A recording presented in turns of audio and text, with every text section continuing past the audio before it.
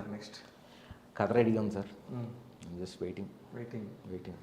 అదే ఇప్పుడు అక్కడ సక్సెస్ అని పడితే ఇప్పుడు ఎడిటర్ లాగా ఒక 5 సినిమాలు ఉండేవి. అది ఒక ఇదొకటి సార్, ఇదొకటి మాట్లాడాలి సార్. నేను నాకు అర్థం కాని పాయింట్ ఏంటంటే, స్పై షూటింగ్ జరుగుతున్న క్రమంలో నేను ఆల్మోస్ట్ 11 సినిమాలు అవుట్ ఇచ్చా ఫైనల్ కట్లో as an editor.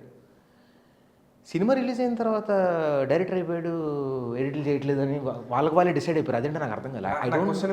I don't know how to control అని అన్నాను, how to put it out saying that దానికి దీనికి సంబంధం ఏంటి, నేను చేస్తున్నా ఇప్పుడు దానికి దీనికి. ఇప్పుడు నేను సైంధవ్ చేశా, ఇప్పుడు నెక్స్ట్ శైలేష్ ఫిల్మ్ స్టార్ట్ అవుతుంది, అది చేస్తున్నా. Right now I have 4 films as an editor. నా పాయింట్ ఏంటంటే, ఇంతకుముందు ఉన్న ఫ్లో ఇప్పుడు తగ్గుతుంది obviously. Basic thing that okay నువ్వు డైరెక్టర్ అయిపోవు కదా ఇప్పుడు. కానీ ఒక వర్గం పని కట్టుకొని అతను డైరెక్షన్ మాత్రమే చేస్తాడు, ఎడిటింగ్ చేయడం అని చెప్పుకునే బ్యాచ్ ఉంటుంది. ఇది నా వరకు వచ్చిందండి, కానీ ఎవరో తెలుసుకోలేకపోతున్నాను నేను. honestly someone told me that okay there is నాకు కూడా చెప్పారు, అందుకని there are a set of people who are doing this. I was like, ఎవరికి ఉంటుంది ఆ అవసరం అంటే ఏ లేదు, ఇట్లా ఇట్లా ఇట్లా అనేస్తారు, వాళ్ళకేం పోద్ది దానివల్ల, కానీ పోయేది ఎంతో మనకు తెలుసు. అని నేను చాలా ఆలోచించానండి. ఇప్పుడు ఇలా అనేసే వాళ్ళని ఎవరు ఉన్నారని తట్టట్లా. అదేలేదు, మనం ఎవరికి హాని చేయనప్పుడు మనకు ఎలా తెలుస్తుంది? ఇదోటి చెప్పంగా sir, what goes around comes around. నేను అది నమ్ముతా, నేను చాలా గట్టి నమ్ముతా. ఈ రోజు నేను ఇబ్బందుల్లో ఉండొచ్చు, రేపొద్దున ఒకప్పుడు నేను ఇబ్బందులు ఉండొచ్చు, కానీ ఇప్పుడు ఏది చేస్తే అదే వెనక్కి వస్తుంది. అంతే సింపుల్. ఫైనాన్షియల్గా ఏంటి sir, what is the status? Financial I'm fine sir, not at all a problem. ఎందుకంటే ఇప్పటివరకు ఏదైతే చేసుకుంటూ వచ్చానో దానిలో కొంచెం బట్ ఎడిట్లో ఆగడం వల్ల దేర్ ఈస్ అ థింగ్, ఆ ఫ్లో చిన్న డిస్టర్బ్ అయింది. But other than that there is no issue in terms of finances and everything. Okay. Personal life I'm happy sir where I'm right now. Okay. పెళ్ళి అవ్వలేదు, అదే చేసుకునే ఉద్దేశం కూడా లేదు. అదేంటి ఏముంది ఇప్పుడు ఈ మధ్య కొత్త ట్రెండ్ ఒకటి స్టార్ట్ అయింది. ట్రెండ్ ఏం లేదు సార్, ద థింగ్ ఈజ్ ఇప్పుడు బాగా స్వెట్టినా మీరు బాలకృష్ణ గారు లాగా. ప్రాబ్లం ఏంటంటే sir, I tell you very basic logic, ఇది పెద్ద రాకెట్ సైన్స్ కాదండి. ఇప్పుడు నేను ఒక టెక్నీషియన్ని, ఫస్ట్ నుంచి చిన్న సినిమాలు. If you define movies as Tier 1 star films, Tier 2, Tier 3, నేను ఆ Tier 2, Tier 3 మధ్యలో ఆడా. ఇక్కడ బేరాలు ఎలా ఆడతారో మీకు తెలుసు. ఇప్పుడే మీరు అడిగారు ఫినాన్షియల్ స్టేటస్ అని. కడుపు నిండిన మాటలు నేను చాలా మాట్లాడతాను sir.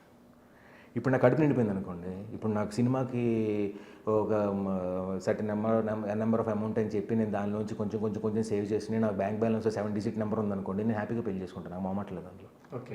It's not that I don't want to get married right now. I'm not in a position to be there in that space where I can be free and happy. ఇప్పుడు నేను పెళ్లి చేసుకుని ఎవరినో తీసుకొచ్చి వాళ్ళు ఏదో ఎక్స్పెక్టేషన్ పెట్టుకుని మనం అది ఇవ్వలేక ఇదో డ్రామా, అవసరం లేని డ్రామా ఇది లైఫ్లో.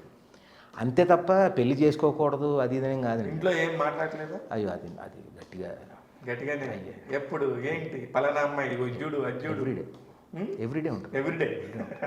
ఎవ్రీడే అది సమాధానం చెప్తానే ఉండాలి. డాచ్ చేస్తానండి బేసికల్లీ. నేను ఆ క్వశ్చన్ వచ్చిందంటే బాయ్ అని బయటకు వెళ్తాను. అవి కొన్ని సమాధానాలు చెప్పలేని క్వశ్చన్లు అండి అవన్నీ. కానీ ఈ మధ్య వైజాగ్ నుంచి వచ్చిన బ్యాచ్తో నేను అనుకోకుండా ఎక్కువ మాడేస్తున్నాను. అసలుకి మొత్తం వైజాగ్ మొత్తం హైదరాబాద్ని ఇలా వలేసి పెట్టేశారే అనిపిస్తుంది, అంతమంది ఉన్నారు మీకు. అమ్మ గట్టిగా ఉన్నారు సార్, గట్టిగా ఉన్నారు. ఒక బ్యాచ్ తయారైపోయారు గట్టిగా. మీరు మీలో కాకుండా బయటకు వచ్చి ఎందుకు పని చేయరు? చేస్తున్నామండి, ఎందుకు చేయట్లేదు, బ్రహ్మాండంగా చేస్తున్నారా సార్. నేను ఒకటండి, నేను ఇక్కడికి వచ్చిన కొత్తలో నాకు అరే సపోర్ట్ ఉంటే బాగుండేదే అని నేను అనుకున్న రోజులు చాలా ఉన్నాయి. ఒక పాయింట్ తర్వాత నేను ఒకరికి సపోర్ట్ చేసే పొజిషన్లో ఉన్నప్పుడు సపోర్ట్ ఏంటి, not in terms of monetary things or anything else, support in terms of opportunity. నేను ఎంతమందిని లాగలను అంతమందిని లాగా. మీ దగ్గర నుంచి ఎవరెవరు వచ్చారు సార్? నా దగ్గర నుంచి వచ్చాడు సార్, కొడాడి పవన్ కళ్యాణ్ వచ్చాడు,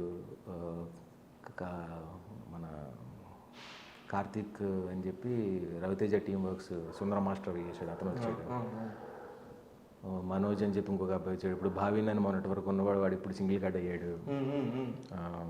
బాగానే ఉన్నారండి, చేసుకున్నారు వాళ్ళందరూ. Very good. రాజ్ అని చెప్పి రాజ్ మేడ్ అని ఇంకొక అబ్బాయి వచ్చాడు, వాడు చేస్తున్నాడు. విజయ్ ముక్తవరపు అని వాడు ఇప్పుడు 3 సినిమాలు చేస్తున్నాడు. తీసుకొచ్చి బయట పెట్టేసాను. రెస్పాన్సిబిలిటీస్ రెస్పాన్సిబిలిటీలో ఫీల్ అయ్యా. అవ్వాల్సిన అవసరం లేదు, ఫీల్ అయ్యా నేను వాళ్ళందరికీ ఉంటుంది అది ఆ కృతజ్ఞత. నేను ఎక్స్పెక్ట్ చేయను సార్, అంతే మంచిది. Of course. అగైన్ పంజా చెప్పాను కదా, అదే నేను దానికోసం నేను ఆర్కా మీడియా వాళ్ళకి ఫోన్ చేసి మీ సినిమాలో వాడిన ఆ కార్డు నేను నా ప్రతి సినిమాలో మా గురువు గారికి ఇది కింద నేను వాడుకుంటానండి. So first card in every film of mine will be that. So నేను అది దానికి అప్రూవల్ తెచ్చుకుని, మీరు ఏం చేస్తున్నారు, మ్యూజిక్ ఏమైనా వాడతారంటే మేము పవన్ కళ్యాణ్ గారి వాయిస్ వాడలేదండి, నేను మ్యూజిక్ ఏం వాడలేదు, జస్ట్ ఆ టెక్స్ట్ ఒకటే తీసుకుంటున్నాను, ఎందుకంటే అది మా గురువు గారు రాశారు, అది నాకు కావాలి అంటే హ్యాపీగా తీసుకోండి అని చెప్తే నేను ఆ టెక్స్ట్ రాయించుకుని కింద అబ్బురావు గారి పేరేసి దాన్ని పెట్టుకుని వెళ్ళా. అగైన్ నేను సాయం చేశానా చేయలేదా అని సెకండరీ, నేను కృతజ్ఞత కోరుకోను. చూపించావా గుడ్, చూపించలేదా నీ ఇష్టం. మీ ఇష్టం, of course. I can't change your perspective towards me or towards anything. I can't control it. So whatever you show, I'll take it.